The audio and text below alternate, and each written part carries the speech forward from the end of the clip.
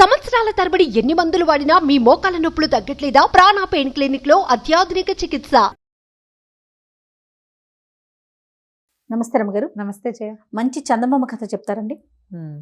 మోసగాళ్ళ కథ చెప్దాం. ఓ, తెలివైన మోసాలు ఒక్కళ్ళు ఒక్కో రకంగా చేస్తారు. ఇప్పుడు కూడా మనం మోసగాళ్ళని చూస్తాం చూడు, కొన్ని సభల్లో కూడా జరిగిపోతుంటాయి అట్లా. ఏదో ఇది చేస్తే గుడి వాళ్ళకి కళ్ళు వచ్చేస్తాయి, కుంటి వాళ్ళు నడిచేస్తారు, మూగవాళ్ళు మాట్లాడేస్తారు. అవునవును. అలా అవన్నీ ప్రీ ప్లాన్డే కదా. ఎప్పుడు కూడా ఇన్స్టెంట్గా మోసాలు తక్కువ జరుగుతాయి, ఓకే. ప్లాన్డ్ మోసాలే ఎక్కువ జరుగుతూ ఉంటాయి. ఒక ఊళ్ళో ఓ ఇద్దరు మోసగాళ్ళు కలిసి జనాన్ని మోసం చేసేవాళ్ళు. ఈ ఊళ్ళో జనాల్ని కొంతమందిని స్టూపిడ్స్ని చేసి సంపాదించుకున్నాక ఇంకో ఊరు తరలి పోయేవాళ్ళు, అక్కడేదో చేసేవాళ్ళు. అయితే ఏమైంది, వీళ్ళు ఈ ఊరు నుంచి వెళ్ళి ఇంకో ఊరు వెళ్తుంటే ఆ ఊళ్ళోకి ప్రవేశిస్తూ ఉండగానే ఆ ఊరి మొగదల్లోనే ఉన్న ఒక ఆయన, ఈ సవీధరుగులో కూర్చున్న ఒక ఆయన ఎప్పుడో వీళ్ళ చేతిలో మోసపోయినవాడు. ఆయన అరిచర్చి కేకలు పెట్టాడు. వీళ్ళిద్దరూ మోసగాళ్ళు, ఇట్లా చేశారు అట్లా చేశారు అని అరిచి గొడవ చేసేసాడు. జనం చేరిపోయేసరికల్లా ఈ అబ్బాయి ఇద్దరు, ఈ మోసగాళ్ళు ఇద్దరు చేరో పక్కకి పారిపోయారు. అసలు ఆగల. అయితే వీళ్ళు జనరల్గా సన్యాసి వేషాలు వేసుకునేవాడు. వీళ్ళల్లో ఒకడు గురువు వేషం వేసుకునేవాడు ఒకడున్నాడు. వాడు ఇక్కడి నుంచి తప్పించుకుని ఎటా ఆగోట చావు తప్పి కన్ను లొట్టపోయినట్టు అయ్యి వేరే ఏదో పల్లెటూరులోకి, ఒక సుమారైన పట్టణం టౌన్ లాంటిది, పూర్తి పల్లెటూరు కాదు, కొంచెం బాగా 50-100 ఇళ్ళు ఉన్నాయి, అందులోకి ప్రవేశించాడు. ఈ అలా కథాకాలం నాడు చిన్న చిన్న ఊళ్ళే ఎక్కువగా ఉన్నాయి. ఓకే. నగరాలకు వెళ్ళేంత ట్రాన్స్పోర్టేషన్ అవి అప్పుడు ఉండేది కాదు. మామూలు వాళ్ళంతా కాలినడకని వెళ్ళవలసిందే. అయితే వెళ్ళి ఒక ఊళ్ళో అరుగు మీద కూర్చున్నాడు.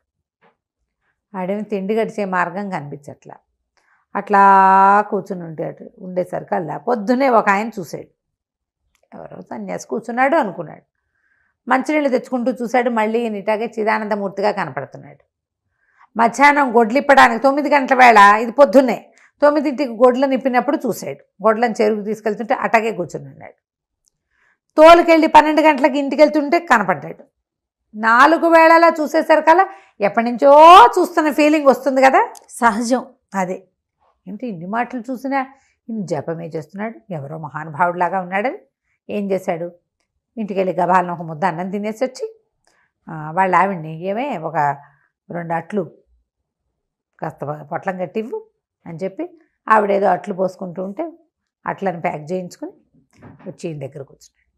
అయ్యగారు, తమరెవరండి, పొద్దు నుంచి చూస్తున్నాం ఇక్కడే కూర్చుని ఉన్నారు, అట్లు భోంచేస్తారా అని భోజనం చేయించాడు. నాయన, నేను త్రికాల వేదిని, దేశ ప్రశ్నకైనా సమాధానం ఉంది నా దగ్గర.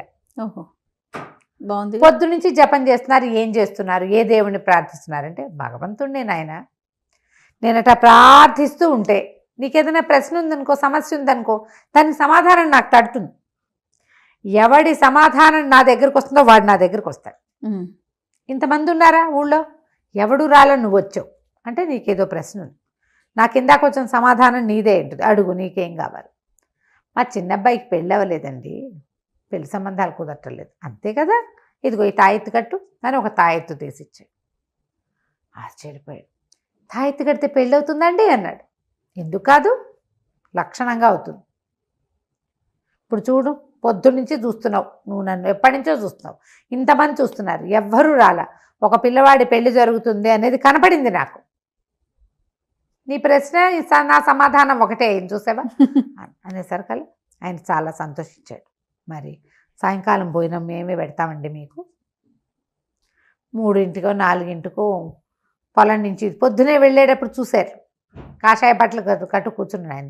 4 గంటల వేళ పొలం నుంచి తిరిగి వస్తారా, ఎవరు వచ్చారా సన్యాసి, ఇదేమిటి మనకి అక్కడ ఆయన ఫలానా వరహాలు సెట్టో ఏదో ఆయన ఇక్కడే కూర్చుని ఉన్నాడు, ఈయన దగ్గర కూర్చున్నాడు, ఏమిటి అని, ఎవరండి ఈయన అని ఈయన అడిగేసరికి మహానుభావుడు, తెగ తపస్సు చేస్తాడు, మా చిన్నబ్బాయికి పెళ్ళి అవుతుందని అభయం ఇచ్చాడు, తాయెత్తు కూడా ఇచ్చాడు అన్నాడు. అనగానే అప్పుడు తాయెత్తు ఇచ్చాడు, మా అమ్మాయికి పిల్లలు లేరు కదండి అన్నాడు. కావాలంటే తీసుకో తాయెత్తు, తాయెత్తుకి ఏమన్నా ఇవ్వాలండి అన్నాడు. ఏమో నేనేమి ఇవ్వాలా, అట్లు పెట్టా, రాత్రి భోజనానికి మా ఇంటికి రమ్మన్నా, డబ్బులు ఇస్తే ఇవ్వచ్చు, బాగుండదు కదా, తాయెత్తుకి డబ్బులు ఇవ్వండి అని అడగట్లేదు ఆయన, మన ఇష్టం అనేసరికల్లా అయ్యో అదేం మాట అండి, ఆయన ఆ ఊరు ఈ ఊరు తిరుగుతాడు పాపం, తినాలి కదండి, తపస్సు చేసుకోవడానికి ఓపిక కావద్దు అని 4 వరహాలు ఇచ్చి మా అమ్మాయికి పిల్లలు కలగలేదండి. ఓహో, ఈ ఊళ్ళో సంతాన లక్ష్మి కనపడింది, అదేనా మీ అమ్మాయికే పిల్లలు పుడతారని ఇంకో తాయెత్తు ఇచ్చాడు. అక్కడి నుంచి టకా టకా టకా చేరిపోయారు జనం. తాయితుల మీద ఒక్క గంట తిరిగేసరికి ఈయన ముందు పెట్టుకున్నటువంటి గావంచా నిండా నూనె ఇవి బిళ్ళలు, చిల్లరే అన్ని ఈ కాయిన్స్. అప్పట్లో నోట్లు తక్కువ కదా, అవునవును. చేరిపోయారు. అందరికీ తాయెత్తులు ఇస్తున్నాడు. డబ్బులు ఇవ్వాలి అనేది ఒక నియమంగా అయిపోయింది. అందరు ఇస్తుంటే మనం ఇవ్వకుండా ఎట్ట కుదురుతుంది? అంతేగా. ఇస్తారు. ఇంతలో ఏమైంది, శిష్యుడు వచ్చాడు. వీడెవడు, మొదట వీళ్ళిద్దరు విడిపోయారు కదా, బయట దూరంగా నుంచుని ఒరే పుండాకోర్ అని గట్టిగా అరిచాడు. దుర్మార్గుడు, వీడిని నమ్మబోకండి అని అరిచాడు. అరిచేసరికి జనాలు ఆశ్చర్యం, ఇదేమిటి, వాడు కొంచెం కాషాయంతో కట్టుకున్నాడు, చిన్న గావంచా కట్టుకుని చిన్న చొక్కా వేసుకున్నాడు, ఈయన పెద్ద వస్త్రం కట్టుకున్నాడు. అనేసరికి ఈయన గడ్డన్ని ఎదుర్కొంటూ వీడు మా పాత శిష్యుడు అన్నాడు. అనగానే జనాలు అతని దగ్గర ఏమిటి తిడుతున్నావు ఏమిటంటే, వీడొట్టి దుర్మార్గుడు, వాడిచ్చే తాయెత్తులు ఏవి పని చేయవు, వేస్ట్ ఫెలో వీడని తెగ తిట్టడం మొదలుపెట్టాడు. కొంతమంది జనాలు అటు చేరిపోయారు. ఈయన డబ్బులు తీసుకుంటున్నాడంటే సరైన వాడు కాదనమాట. వీళ్ళకి మొదట తాము డబ్బు ఇచ్చి తాయెత్తులు తీసుకోవడం జాయిస్ బాగానే ఉంది, కానీ ఇతను సరైన వాడు కాదని ఇంకొకటి చెప్పేసరికల్లా వీళ్ళకి ఏమనిపించింది, డబ్బులు తీసుకుంటున్నాడంటే కాదన్నమాట. మరి ఈయన గొప్ప సేవకుడైతే సేవ చేయాలి కదా, గొప్ప సన్యాసి అయితే డబ్బులు తీసుకోకూడదు కదా, ఎందుకు తీసుకుంటున్నాడు డబ్బులు? కానీ ఆయన అడగలేదు, తాము ఇచ్చాము అన్నమాట గుర్తులేదు. ఆయనే అడగల, నువ్వే వెళ్ళావు, మనమే వెళ్ళాము ఈయన దగ్గరికి, ఎవరిని పిలవలా అతను.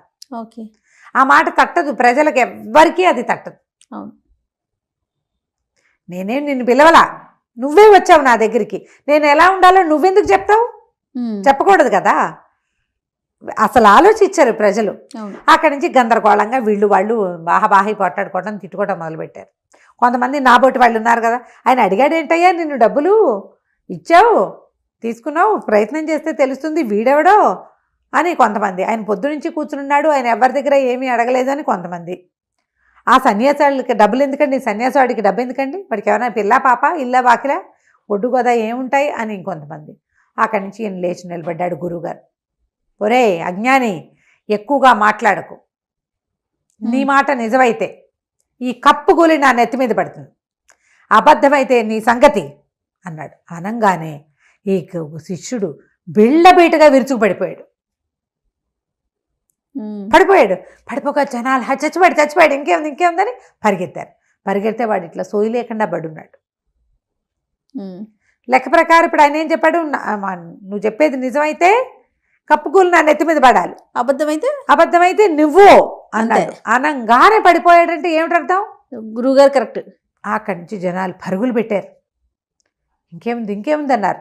ఇక ఈయన దగ్గర ఉన్న వాళ్ళంత మహానుభావ, మీరు ఎంత గొప్పవాళ్ళండి, పాపం వాడెవడికో శాపం పెడితే ఎట్లాగా, మీలాంటి మహానుభావులు శాపాలు అవి పెట్టకూడదు కదా, భగవంతుడి స్వరూపం మీరు, వాడిని బతికించండి ఊరిని అడిబడిలో చచ్చిపోయాడని కేకలు పెట్టారు ఇంకొంతమంది. ఈయనేం చేశాడు, లేచెళ్ళి వెళ్తే తాయెత్తు ఒకటి పుచ్చుకెళ్ళి ఆ తాయెత్తుని దండం పెట్టి కట్టాడు. గురువు నీ దయ అని కట్టాడు.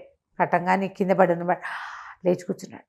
గురుగారు నన్ను క్షమించండి, అజ్ఞానిని, చాలా పొరపాటు పడ్డాను, మిమ్మల్ని వాళ్ళు ఎవరో అంటుంటే అది నిజం అనుకున్నాను, దయచేసి నన్ను క్షమించి శిష్యుడిగా స్వీకరించండి అని పాదాలు పట్టుకోగానే గురువుగారు క్షమించాను, పో, బతుకు, ఇక్కడి నుంచి వెళ్ళిపో అన్నాడు. ఆనంగానే వాడు బతుకు జీవుడా అని శిష్యుడు లేచి వెళ్ళిపోయాడు. ఈ అప్పటిదాకా సంచి ఒక ఏమిటి ఆ గావంచా మీద పడ్డాయి బిళ్ళలు, ఇప్పుడు మొత్తం గావంచా అంతా నిండిపోయేన్ని కాసులు పడ్డాయి.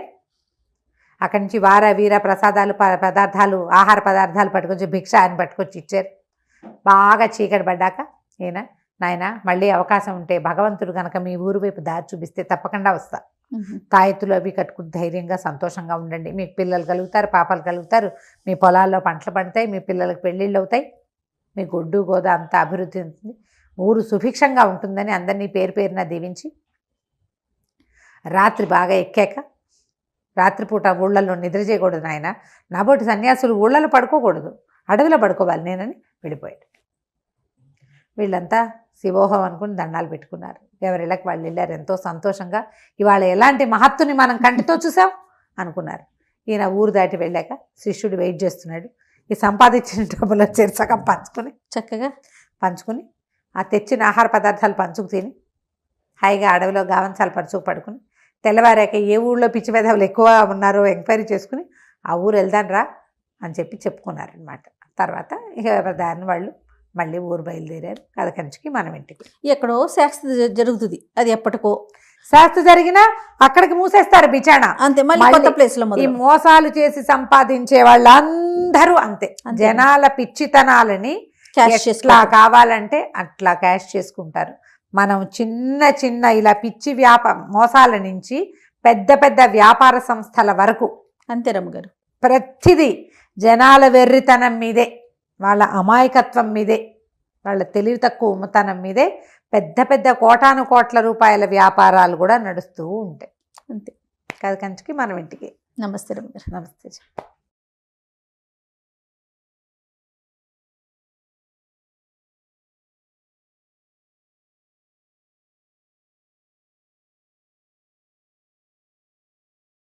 సుమన్ టీవీలో మీ పర్సనల్ అండ్ బిజినెస్ ప్రమోషన్స్ కోసం కింది నెంబర్కి కాంటాక్ట్ చేయండి.